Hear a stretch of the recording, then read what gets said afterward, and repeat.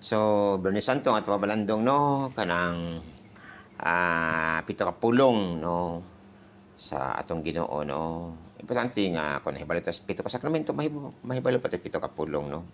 Ang unang pulong, amahan ko pasaylo sila kay sila masay silang gibuhat. So importante kayo no. Ang Ginoo nagsulti man pagpasaylo kamo, pasaylo ang mga nakasala kaninyo, nagbuhat sa ipan niyo pasaylo. So siya na gid ang hingtungdan no.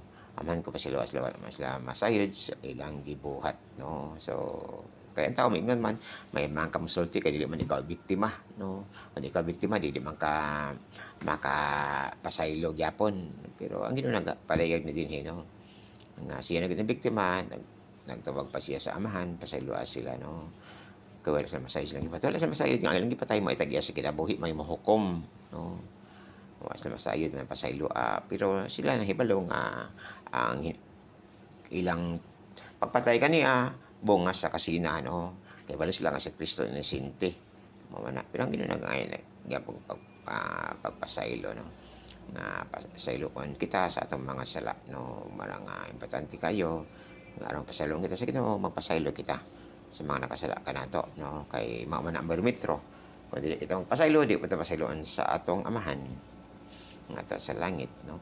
Kay duha nga pulong sa pito ka pulong pagkatinud adto ka kanako man sa paraiso. So si Dimas no kini usa ka gitawag kawatan no o tulisan no.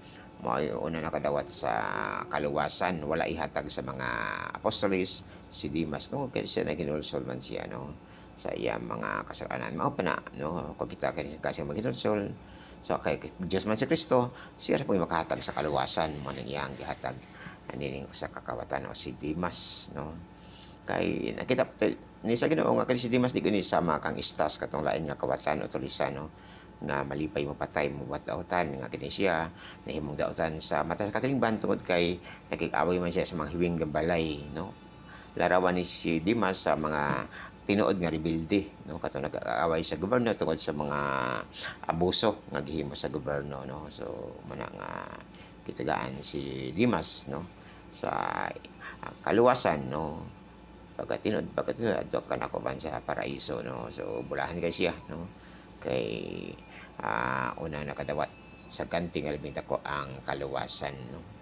Ikatulo nga pulong ang atong Ginoo miingon babaye ani ang anak ani ang inahan no. So tungod ni Kristo si Maria na manang inahan sa mga Kristiyanos no o nga mga Kristiyanos o mga Katoliko magilan ni ka Maria nga iyang inahan no. Mao kana no gihatag no o gihatag sa simbahan no. Larawan pa gyapon no nga wala maigsoon si Kristo bugtong man siyang anak so pagkamatay niya so wala na kapaingnan si ang mahal nga Birhen Maria so gihatag adto kang Juan Evangelista na may simbolo no sa simbahan no sa katawhan sa Dios no so magiuban ang Birhen ni San Juan Evangelista no. So mana no nga panggaon na ta ang mahal nga inahan no kay pinangga man kay niya iyang inahan no na kinsabay malipay ko na imong inahan nga pinangga dili hugmaon pasakitan tamayon bigid may matang Ginoo niya no. So ang pagmahal nato sa mahal nga Birhen Maria ikalipay man na sa atong Ginoo dili man siya malain kun pangkaon nato ang iyang inahan mao nga pangkaon nato atong mahal nga Birhen Maria o sa pagpangga mo nato mahal nga inahan ang ato pang mga inahan dinhi sa yuta sa pangkaon no sa mga Ginoo na igugma siyang inahan kita pod kumasab kita sa atong mga inahan nga yutan-on nga dili kita magdagmal magpasakit kanila no kay tungod biya kanila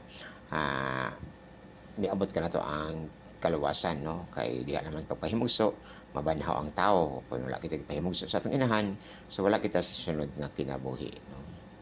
Ay kapatid nga pulong Diyos ko nang gibiyaan mo ako no. Diyos ko nang gibiyaan mo ako no nga kini nga pulong dili man iya sa Ginoo gayud sa salmo man kani isulti lang sa mga tawo nga naa sa pintas kay nga kasakit ug mao na sinati sa Ginoo no nakasinati siya sa Piliban ka pintas nga pag-antos man iya nagdito Diyos ko nga nang gibiyaan mo ako.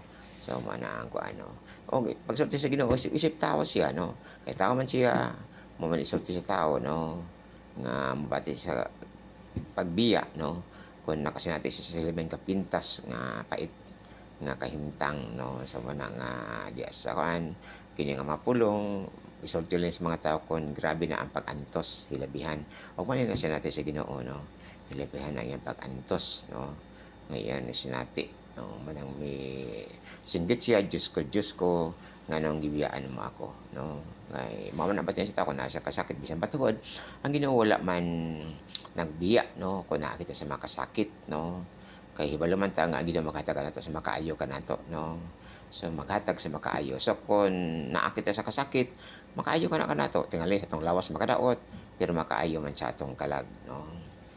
Ang ikalima din nga pulong giuhaw ako, no, so ang Ginoo giuhaw, no, dili sa tubig kundi giuhaw siya sa atong kausaban, no, giuhaw siya sa atong pagtuo kaniya isip Dios ug isip tao, giuhaw siya atong kausaban, diha ba sa mga bisyo atong wala atong pag-giundang, giuhaw siya sa mga ginikanan nga mapasagaron, nga wala magatiman sa mga anak bang wala magatiman sa ginikanan, labi na tigulang na ginikanan, no, giuhaw siya sa pagbag-o, no, nga unta dunay pagbiya na sa sala, no, kini mga balik-balik nga mga sala, paboritong mga sala nga ato nang gibiyaan aron ang Ginoo dili na uhawon, no, mao man iyang kausaban, no, sa mga kinaiya nga di maayo, no, kabag-ohan, no, so gihaw ni siya sa gugma, gihaw siya sa atong pagduol kaniya, no, kung ang mga Kristiyanos nagsalikway kani sa taong panahon gihaw siya no nga magduol lang ta kaniya, no,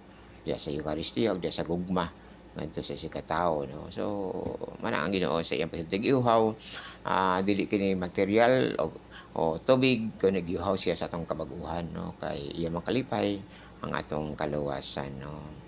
Ikaw naman day nga pulong mao tong natuman na, no, so nindot kayo kun ato na isulti, no. Natuman na nako ang Ginoo sa ato nahuman na nako ang misyon, so naghinam-hinam na kita nga mopauli, so di ta mahadlok sa kamatayon na dayon nga naman kay natuman naman nato atong misyon, no, nga human-human naman. So man ang importante kaayo nga sa kinabuhi nga nahuman na gyud ato ang misyon, no. So nagtrabaho ta sa ebanghelyo, no, sama sa gihimo sa Ginoo nga matag adlaw mangita siya og tabangonon, mao na atong gihimo, no, nga nakalipay kita diha sa atong mga maayong buhat, no. O doon tay kalipay nga mingon nahuman na Ginoo. So excited kay kita ba kung bawat panahon nga hapit na kita kuan sa Ginoo, positibo, no, kay kuhaon ako sa Ginoo, kay natapos naman ako akong misyon, o ako iyan ang hatagan sa ganti. Dili kay mahadlok hinuon ikaw, no, nga malipay kay ka kun moingon ka natuman na, no, nahuman ko na ang akong buluhaton. Ikapito day nga pulong, amahan sa mga kamot itugan ko akong kalag. So dayon, no, nga naa na nga pagtugyan, no, ang Ginoo ko mubiyan ako sa kalibutan dawaton nimo unta ang akong kalag mao man na diha, no. So tao nga mangailaman na kuno na siyang kamatayon, no. Kahit ang buang-buang na kunaon na sa kalipayng lawas nun, no. So nga itugyan, no, so maingon na kita ni ana kon kita, no, nagbuhat og dakang maayo, no, para to giusikan atong kinabuhi, no.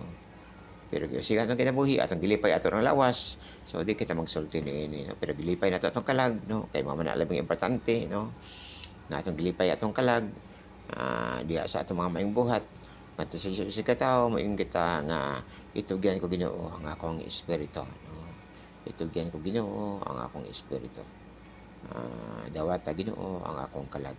So mao na ang magsulti natin ana kung kita nagbuhat sa mga angayan, no, nagsunod kita sa iyang pagtulungan diha sa iyang ebanghelyo.